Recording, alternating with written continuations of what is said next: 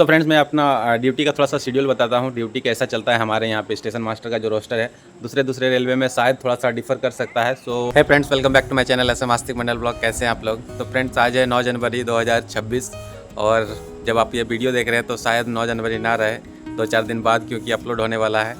सो अभी हम लोग बीच में कुछ ज़्यादा काम है और इधर उधर थोड़ा सा, इसके लिए मैं आज ही रिकॉर्ड कर रहा हूँ ये वीडियो को।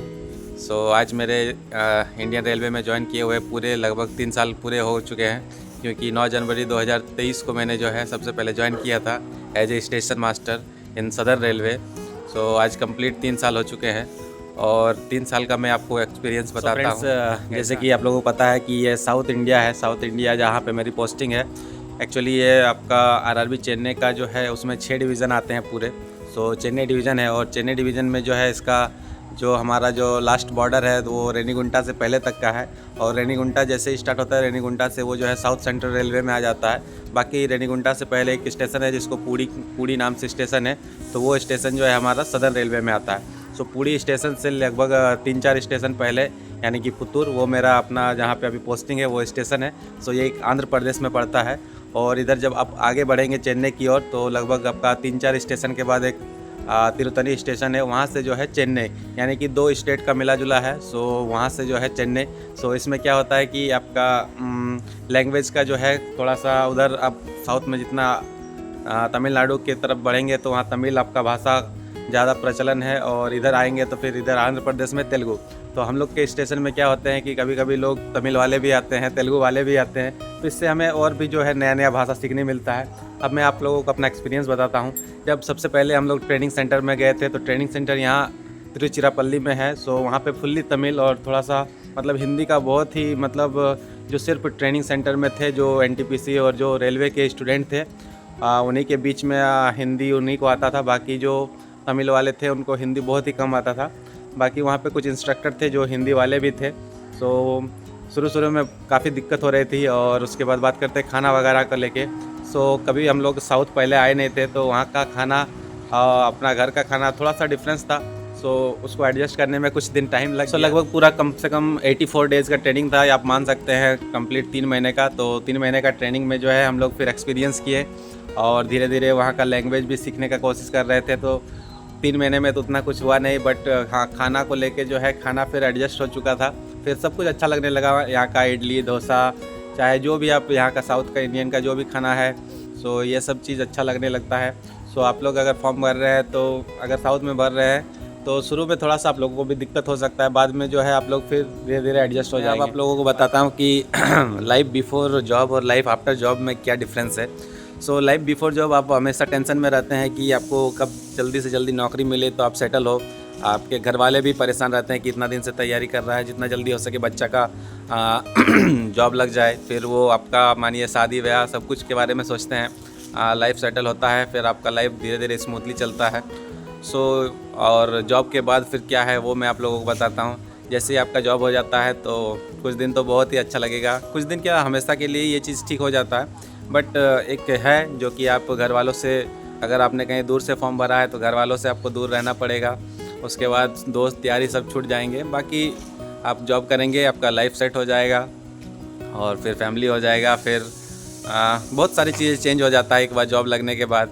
फिर आप अपने लाइफ के आगे के बारे में सोचते हैं। सो बहुत कुछ ऐसा रहता है कि वो जॉब होने के बाद भी तैयारी करते हैं, लेकिन हमारा कुछ ड्यूटी का शेड्यूल ऐसा है कि जॉब का तैयारी सोचते हैं, फॉर्म वॉर्म भरते हैं, लेकिन उस तरह से तैयारी नहीं हो पाता है। आपको पता है कि आजकल कंपटीशन कितना ज़्यादा है। सो उसके बावजूद जो है बहुत कोई ऐसे हैं जो लगन और कड़ी मेहनत से जो है यहाँ से भी दूसरा जॉब निकालते हैं और फिर और भी जगह जो अपने होम स्टेट में भी पोस्टिंग चले जाते हैं। सफ़र जो है इतना आसान नहीं रहता है। जब जॉब किसी का हो जाता है और लोग देखते हैं तो लगता है कि हाँ, जॉब जो है ऐसे ही मिल गया होगा, तुक्के से मिल गया होगा। और बहुत कोई तो ऐसे भी थे हमारे गांव में कहने वाले, वो मुझे सुनाई भी दिया, बाद में पता भी चला कि बहुत कोई ऐसे बोलते हैं कि जो है पैसा से नौकरी हुआ है। और आपको इतना पता है कि आजकल इतना ज़्यादा ट्रांसपेरेंसी है, और ख़ास करके रेलवे में, दूसरा डिपार्टमेंट में नहीं कर सकता हूँ। और अभी रेलवे में क्या हुआ है कि बहुत कम जो लेवल 6 जितना भी ऊंचा लेवल का है वो थोड़ा पैसा वाला सिस्टम अभी धीरे धीरे सब ख़त्म हो चुका है। आप अगर मेहनत कर रहे हैं तो आपको जॉब ज़रूर मिलेगा। सो आप लोग मेहनत करते रहिए और दूसरों के बात कानों में जो बात आ रही है उसको ध्यान मत दीजिए कि पैसे से हो जाएगा। आपको बहुत कोई ऐसे बोलेंगे कि हाँ आप यहाँ पे इतना पैसा दीजिए मैं आपका जॉब करा दूंगा, बट ये सब फेक है। क्योंकि मुझे एक्सपीरियंस है, मैं साउथ में जब ज्वाइन किया था 1 रुपया मुझे कहीं देना नहीं पड़ा है। सो ये चीज़ है, आप अगर साउथ में देखेंगे तो थोड़ा सा आपको इस चीज़ को और बेहतर मिलेगा हमारे उधर से। क्योंकि ना मेडिकल में ना ही कोई आपका डॉक्यूमेंट वेरिफिकेशन में कहीं 1 रुपया तक नहीं लिया गया है। फुल ट्रांसपेरेंसी से आपका मेडिकल हुआ है और कंप्लीट आपको ज्वाइनिंग कराया गया है। कोई भी आपको किसी तरह का परेशानी नहीं किया गया है जो चीज़ आपको है। जबकि यहाँ पे लैंग्वेज का इतना बड़ा बैरियर था, उसके बाद भी आप इजीली यहाँ पे सब कुछ कर सकते हैं। सो फ्रेंड्स, मैं अपना ड्यूटी का थोड़ा सा शेड्यूल बताता हूँ, ड्यूटी कैसा चलता है हमारे यहाँ पे। स्टेशन मास्टर का जो रोस्टर है दूसरे रेलवे में शायद थोड़ा सा डिफ़र कर सकता है। सो आप मान सकते हैं पूरे सप्ताह में आपका 48 आवर्स का ड्यूटी करना पड़ता है। यानी कि अगर आप एवरेज निकालेंगे तो एक दिन का 8 आवर्स। बट हमारा ड्यूटी कुछ ऐसा होता है कि मानिए सप्ताह में आपको 4 दिन ड्यूटी जाना है और 3 दिन आपका रेस्ट के हिसाब से। सो क्या होता है कि जब आप मानिए वीक का जब स्टार्ट करते हैं तो पहला एक दिन जो होता है उसको हम लोग यहाँ पे इवनिंग ड्यूटी कहते हैं। यानी कि इवनिंग ड्यूटी में क्या होता है कि सुबह आपको 11 बजे से लेके रात के 9 बजे तक ड्यूटी करना होता है। ये आपका लगभग आपका 11 से 9 अगर करेंगे तो आप 10 घंटे का ड्यूटी हो गया। फिर नेक्स्ट दिन आपका जो है मॉर्निंग ड्यूटी और प्लस नाइट ड्यूटी, यानी कि मॉर्निंग में भी जाना है फिर नाइट में। तो मॉर्निंग में जैसे सुबह 7 से लेके 11 बजे तक 4 घंटा, फिर नाइट में जब जाएंगे तो रात के 9 बजे से लेके सुबह 7 बजे तक, यानी कि अगेन 11 घंटा। तो अब देखेंगे कि 3 दिन जब हो रहा है तो 3 दिन में आपका टोटल 24 आवर्स का ड्यूटी हो रहा है। और जैसे नाइट ड्यूटी आपका कंप्लीट होता है तो फिर अगला दिन जो आपको नाइट रेस्ट मिल जाता है, यानी कि फुल डे उस दिन और फिर कोई ड्यूटी नहीं रहेगा।